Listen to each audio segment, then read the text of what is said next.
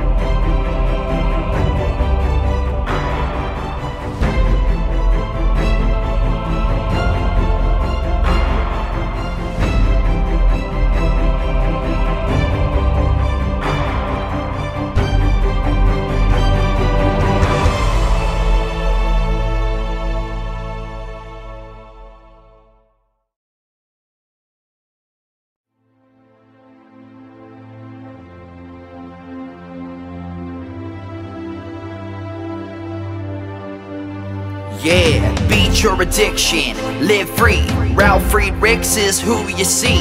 Listen in when you're feeling low. Take back your life, today's show. Beat your addiction, live free.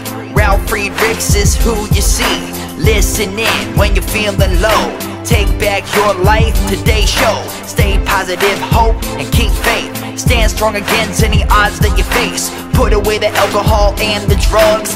Fill your time with the things you love. Addiction is tough, but it's worth the work. Treat your body what it's worth. Spread positivity, inspire all. If we stand together, we will never fall. I help others see the other sides to life. A sober life, letting go of the strife. So give me a call, I can help. 1-844-4405-HELP. Homeless shelters, hospitals, jails, wherever you are. I am Ralf Friedrichs and I am here for you. 1-844-405-HELP.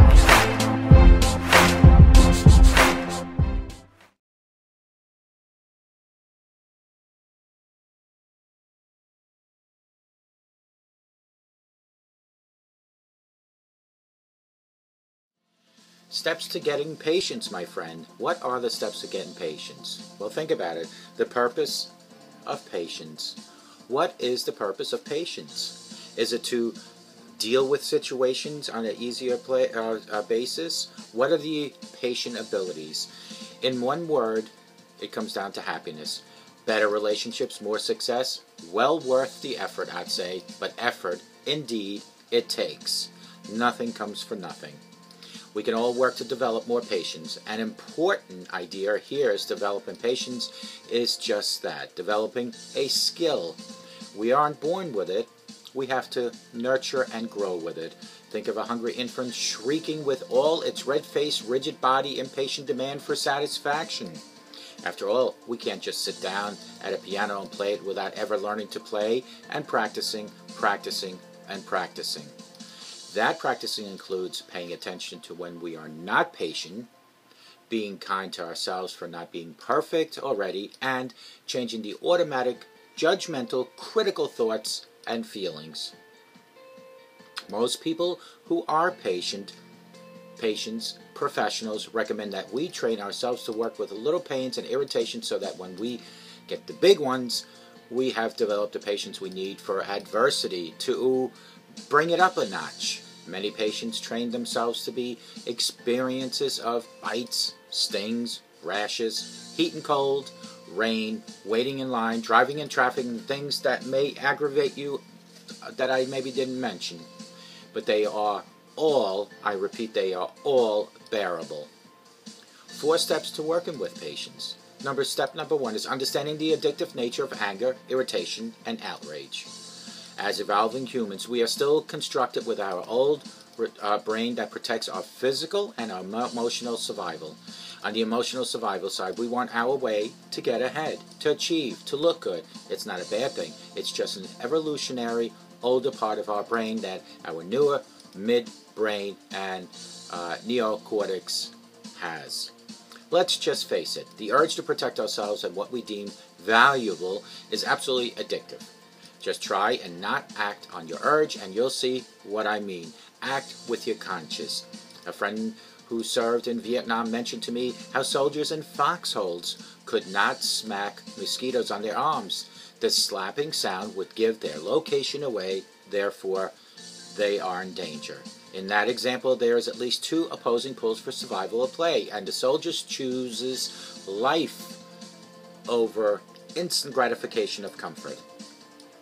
So the first step in growing patience is to get in touch with the addictive quality of the opposite of patient: anger, irritation, blaming, shaming.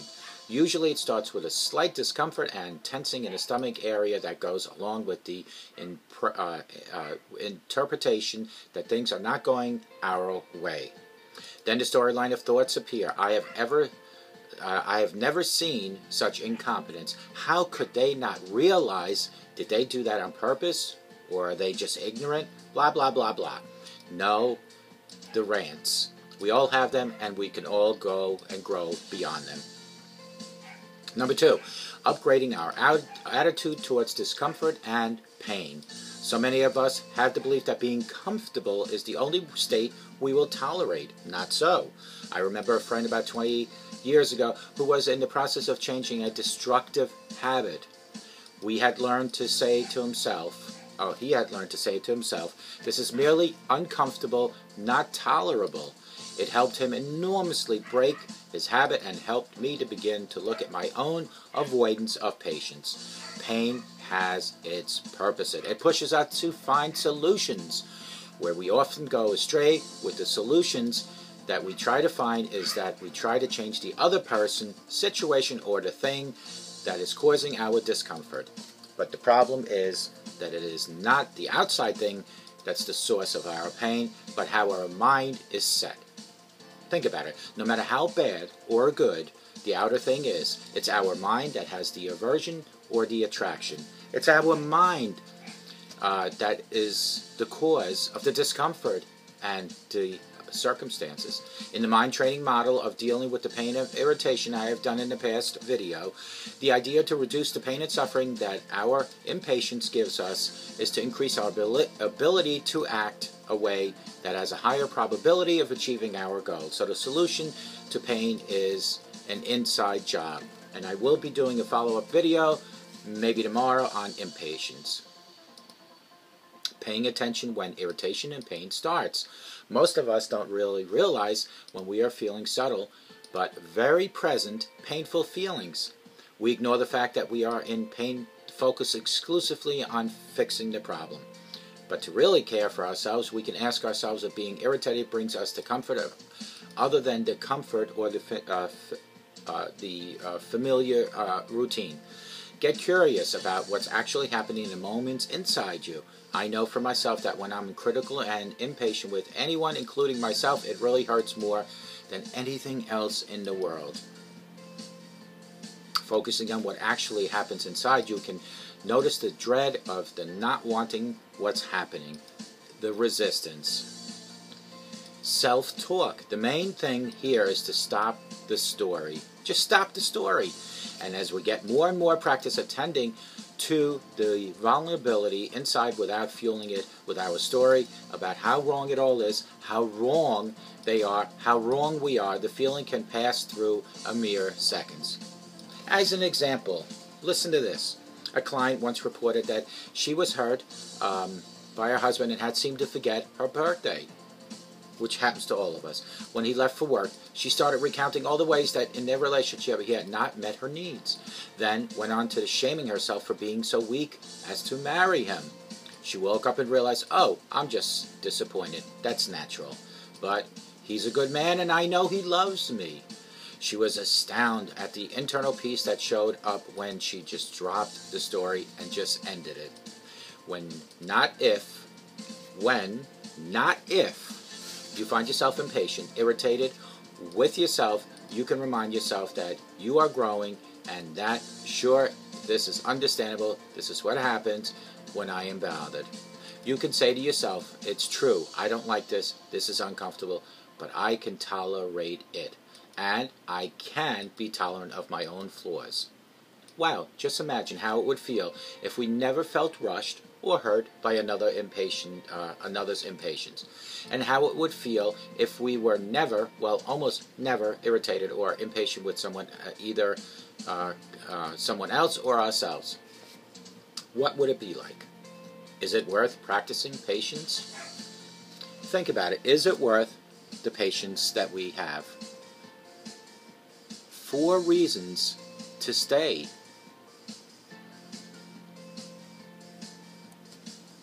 Or 4 steps on working with impatience. 4 steps on working with impatience. The follow-up video will be about patience. This one was about impatience. Stay tuned tomorrow for patience. How do we develop patience? This was working with impatience. You have patience when you don't have impatience. Today we talked about impatience. May God bless you, and I can't wait to see you folks next again. Call me at 844-405-HELP, and together you and I will help you take your life back.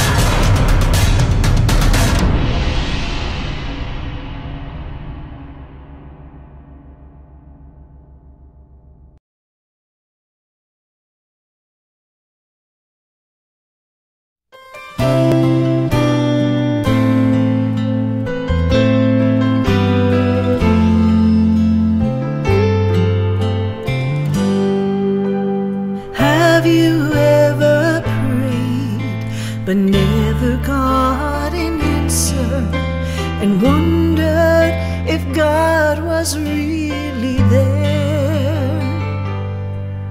Did you feel all hope was gone, but in His time He came along and answered the prayer you thought was gone?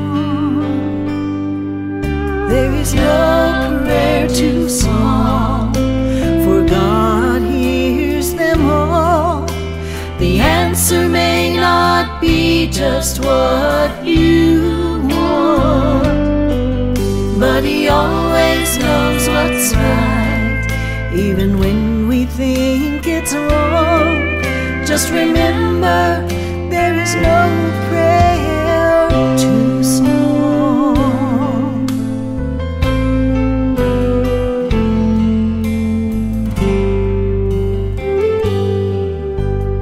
I have read if you will ask, you shall receive. No matter what it is, I still believe. There is no prayer too small, and even when we fall, He gives us just exactly what